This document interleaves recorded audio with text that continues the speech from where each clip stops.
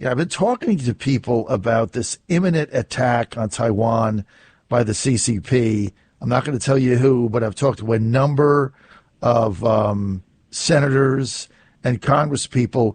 This is a big issue. I mean, there's a lot of those now on the Republican side serving in the Senate and the House that believe that an invasion of Taiwan by Xi and the CCP is inevitable.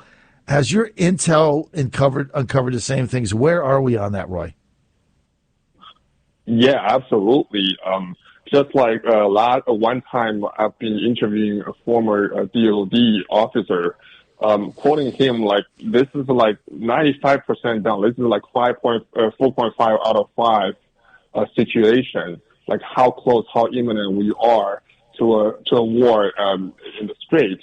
And we all know, like, we've been doing this for years. Like, by the way, today marks the 7th anniversary of whistleblower movement founded by Miles Guo. And Miles just came out years ago and saying, like, Xi Jinping has this a personal ambition of reunification of the Great China, and he's been preparing this for years.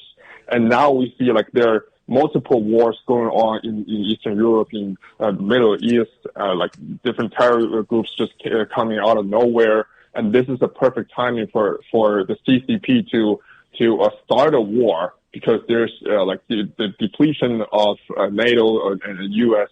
resources, and the CCP will not. A lot of commentators saying, "Oh, like look, the strait is too wide, and what kind of tactics they're going to use." We've been saying that the CCP is going to use rocket wars. They're going to use blitzkrieg tactics like the Nazis used against Poland and Europe in the World War II. And also we've been saying for the past couple months that, like, the final pre-war mobilization is already done.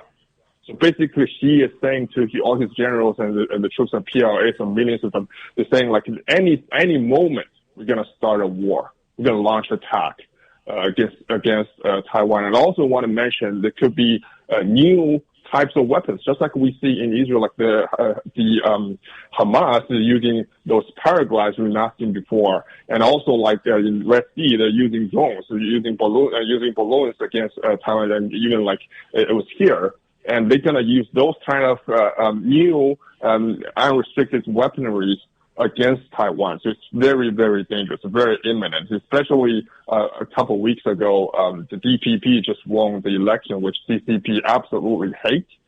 And so this is a situation like we must really pay attention to. Tell us what is going on with the slumping, failing Chinese economy that nobody talks about, Anna. A lot of the media that we see online, the mainstream, they're not talking about this. Because we know a lot of the American people, your pension funds, educational funds, a lot of the funds of your hard-earned money has been invested into the economies of Communist China. The Morgan Stanley's research team have all stated that China, as well as Hong Kong, now under the CCP's control, have lost a huge money, and also the outflow is actually humongous. So this is what we have already seen in the past weeks for the grocers in China, or if it's in the West, in America. They still have the idea that the Chinese economy is thriving. But the truth is, in recent years, one of the biggest troubles the CCP is facing the troubles, first of all, in the municipal bonds, the local banks, like I said, the property markets, and then the stock markets. The Lunar Chinese New Year is just right around the corner. So at this time, the CCP definitely want to maintain the image of stability in the economic markets. We all know that Xi made a comment on stock markets. He actually claimed, as from our sources, that he said it does not matter if the market crashes. So the point here is the CCP kleptocrats, they have made huge profits from the Chinese stock markets, and they have ran away with all the money and stored them overseas. But for the Chinese people, or for the people like you and I, or the audience right now, your pension funds, your educational funds, your savings are invested into these markets. So if it flopped, you wouldn't even receive your principals, your capitals back. So this is the reality we have seen right now.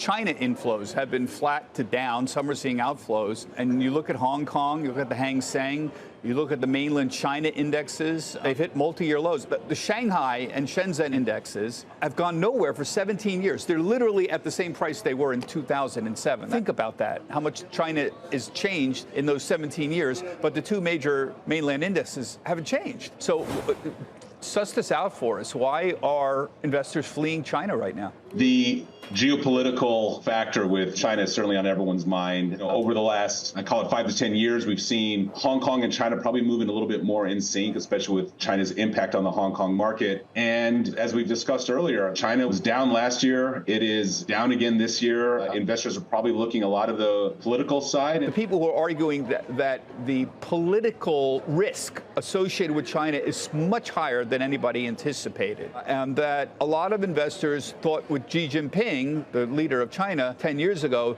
they were going to get Deng Xiaoping. And Deng Xiaoping was the leader in the 70s, as you know, and brought back capitalism to a certain extent in China with government control. And instead of Xi Jinping as Deng Xiaoping, what we've got is Xi Jinping as Mao Zedong, meaning kill the capitalists. And I think people weren't prepared for that and were surprised. And so there's a whole other group now that says the political risk is too high, China's uninvestable. I think you laid it out really well there. I think it's kind of the old cliche, fool me once, shame on you, fool me twice, shame on me. And I think if you look at it from that perspective, you've got this situation where China's economy expanded, the stock market went nowhere. It's been very volatile. There's been periods where it's gone way up, but also come way down. And there's been huge issuance. China's one of the largest IPO markets over the past decade across the world. They've had large secondary offerings. So the capitalization of the market continues to grow, but the returns are nowhere to be found. And that's a good way to put it, is a large part of that is the anti-capitalist stance that China has taken. So,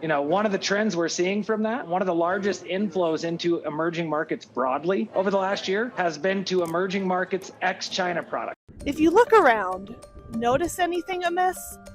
It's the lack of Chinese travelers, and the case of the missing Chinese tourists is not just limited to the US. It's also being felt everywhere, from Parisian boutiques to Taipei noodle shops, and it's causing the world travel economy $130 billion. But where are the Chinese travelers?